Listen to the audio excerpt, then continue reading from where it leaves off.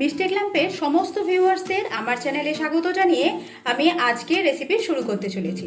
আজ আমি বানাবো মুগ মুসাল্লাম, তাও ভীষণই সহজ পদ্ধতিতে। খুব কম মশলা আর বেসিক কিছু মশলা দিয়ে বাড়িতে কিভাবে এই মুগ মুসাল্লাম ভীষণ সহজভাবে আপনারা বানিয়ে নিতে পারবেন এই ভিডিওর মাধ্যমে, সেটাই আপনাদের সাথে শেয়ার করতে চলেছি। আশা রাখছি ভিডিওটা আপনাদের ভীষণই পছন্দ হবে। ভিডিও ভালো লাগলে লাইক, শেয়ার আর কমেন্ট করতে ভুলবেন না। এখনও যদি এই বন্ধু চ্যানেলটি সাবস্ক্রাইব করে না থাকেন, প্লিজ বন্ধুরা অবশ্যই আমার চ্যানেলটি সাবস্ক্রাইব করে পাশে থাকা বেল আইকনটা প্রেস করে দেবেন, যাতে আগামী দিনের সমস্ত নতুন নতুন ভিডিও নোটিফিকেশন আপনাদের কাছে খুব সহজেই পৌঁছে যায়। আসুন দেখে নেওয়া যাক ভীষণই সহজ পদ্ধতিতে তৈরি মুগ মুসাল্লাম। মুগ মুসাল্লাম বানাবার জন্য এখানে আমি একটা গোটা মুরগি নিয়ে নিয়েছি। মুরগিটার ওজন আছে প্রায় 1.5 কেজির মতো। মুরগিটাকে খুব ভালোভাবে ধুয়ে নিয়েছি। এবার একটা বড় পাত্রে মুরগিটাকে রেখে বেশ অনেকটা পরিমাণ জল দেওয়া আছে, আপনারা ভিডিওতে দেখতেই পাচ্ছেন। এতে আমি এবার 1/4 কাপ ভিনেগার অ্যাড করে দিচ্ছি। সেই সাথে 2 টিস্পুন নুন অ্যাড করে দেব।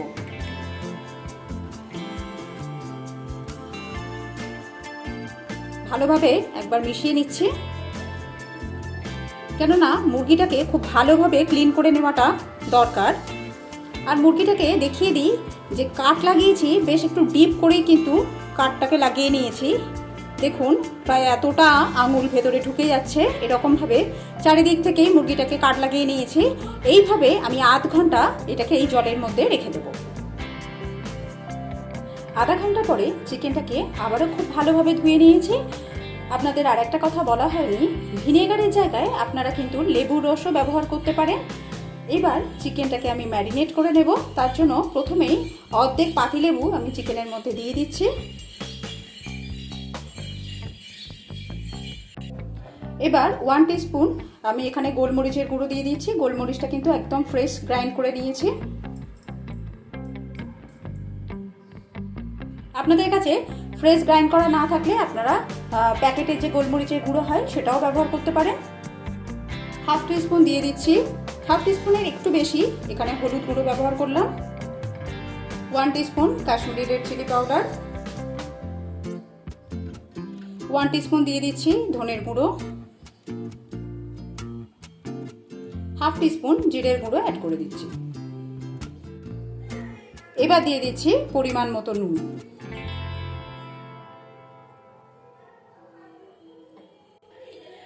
চিকেনের গায়ে মশলা খুব ভালোভাবে মাখিয়ে নেব। চিকেনের এই যে কাটগুলো লাগিয়েছি এগুলোর মধ্যেও মশলা ভালোভাবে ঢুকিয়ে ঢুকিয়ে দেবো এরকম আঙুলের সাহায্যে।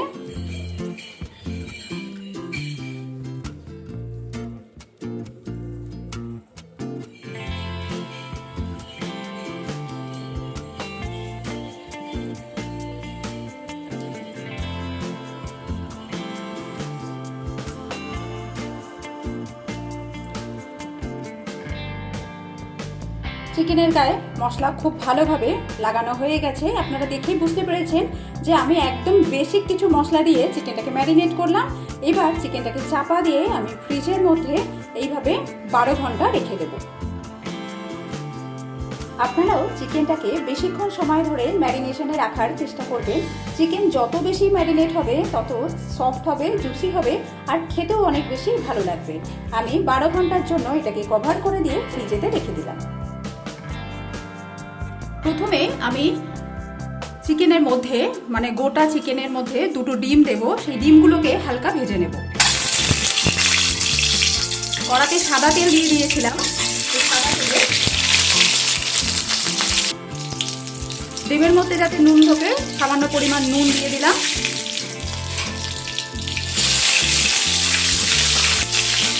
ডিমগুলোকে হালকা করে একটু ফ্রাই করে নেব। ভেজে নেওয়া হয়ে গেছে, এবার আমি তুলে নিচ্ছি।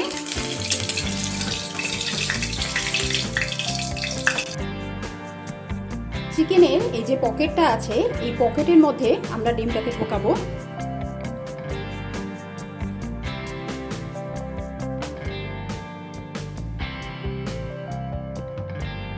এবার একটা সুতুলি দিয়ে চিকেনের পা দুটোকে বেঁধে দিতে হবে।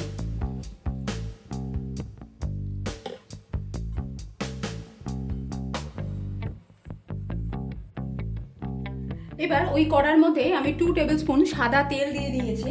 প্রথমে চিকেনটাকে একটু ভেজে নেব। গ্যাসের ফ্লেমটা মিডিয়াম করে রেখেছি। এবার এই গোটা চিকেনটাকে ব্রেস্টের দিকটা আমি কড়ার মধ্যে দিয়ে দেবো।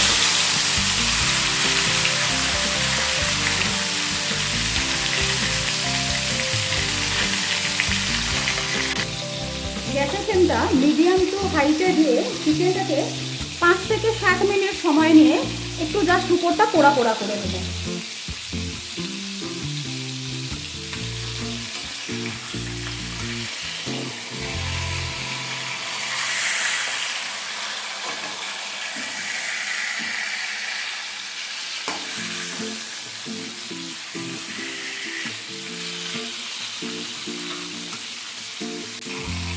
চিকেনটাকে একটু উল্টে পাল্টে পোড়া পোড়া করে ভেজে নেব।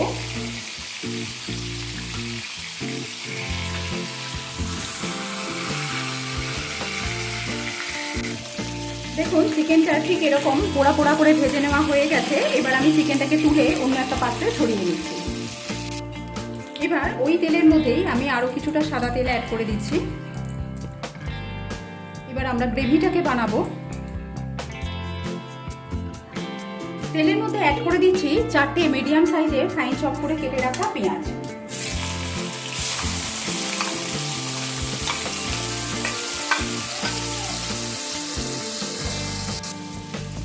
পেঁয়াজটাকে লাইট ব্রাউন করে ভেজে নেব।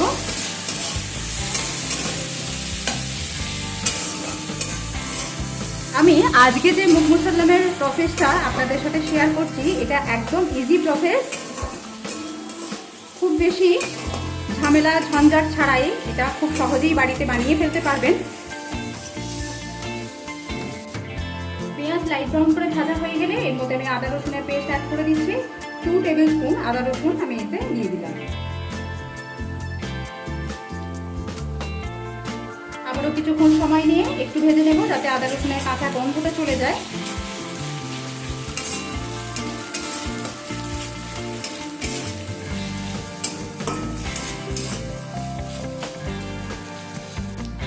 আদা রসুনটা ভেজে নেওয়া হয়ে গেলে এতে আমি সামান্য পরিমাণ জল অ্যাড করে দিচ্ছি, কেননা এখন আমি কিছু গুঁড়ো মশলা এতে অ্যাড করব।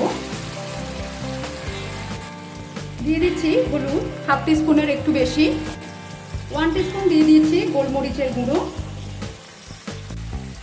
1.5 teaspoon Kashmiri red chilli powder add করে দিচ্ছি, 1 টিস্পুন রেগুলার লঙ্কার গুঁড়ো,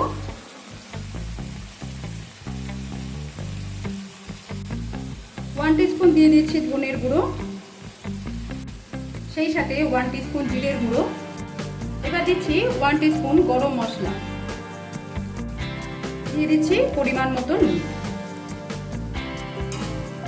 এবার মশলাটাকে খুব ভালোভাবে কষিয়ে নেব।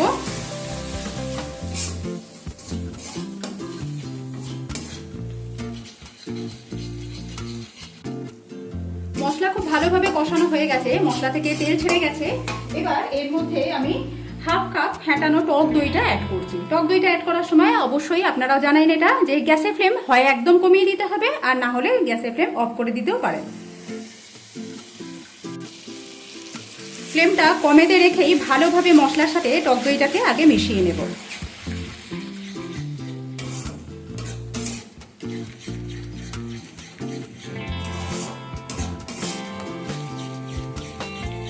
এবার গ্যাসের ফ্লেমটা মিডিয়াম টু লোতে রেখে ভালো করে মশলাটাকে ফেটিয়ে নিব। ভালোভাবে মশলাটাকে কষিয়ে নিতে হবে।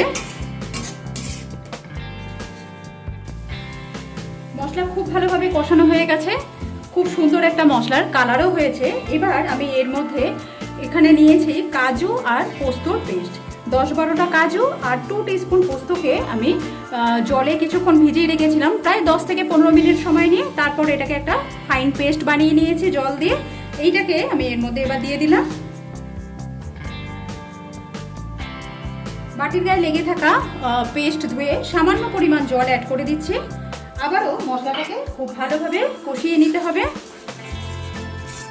মশলা যত ভালো কষানো হবে রান্না তত ভালো খেতে হবে।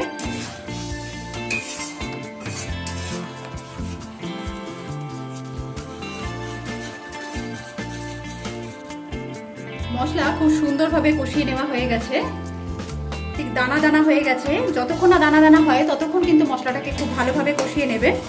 এবার এর মধ্যে আমি জল অ্যাড করে দেবো।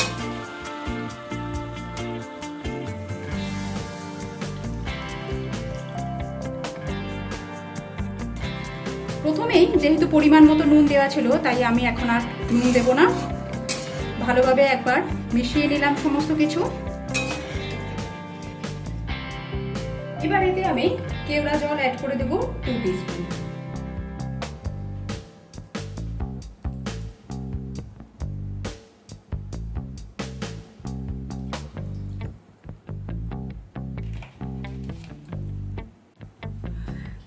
গ্রেভি ফুটতে শুরু করেছে, এর মধ্যে আমি গোটা মুরগিটা এই ব্রেস্টের দিকটা করে এর মধ্যে এইভাবে আমি দিয়ে দেব। যে তেলটা বেরিয়েছিল সেটাও এর উপরে এইভাবে দিয়ে দিলাম। গ্যাসের ফ্লেমটা একদম লোতে রেখে এটাকে কভার করে এবার রান্না করে নেব। মাঝে মাঝে অবশ্যই ঢাকনা খুলে নেড়ে দিতে হবে, যেহেতু বাদাম আছে, নালে তলায় লেগে যেতে পারে। মাঝে মাঝে এরকম ভাবে একবার করে নেড়ে দেব।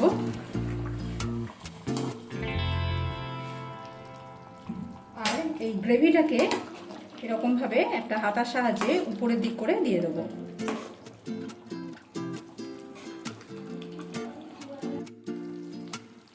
টোটাল 40 মিনিট আমি কম আঁচে চাপা দিয়ে মাংসটাকে সেদ্ধ করে নিয়েছি। মাংস ভালোভাবে সেদ্ধ হয়ে গেছে, তবে গ্রেভিটাকে আর একটু মেরে নেব, তাই গ্যাসের ফ্লেমটা একটু জোরে দিয়ে আমি গ্রেভিটাকে আর একটু মেরে নেব।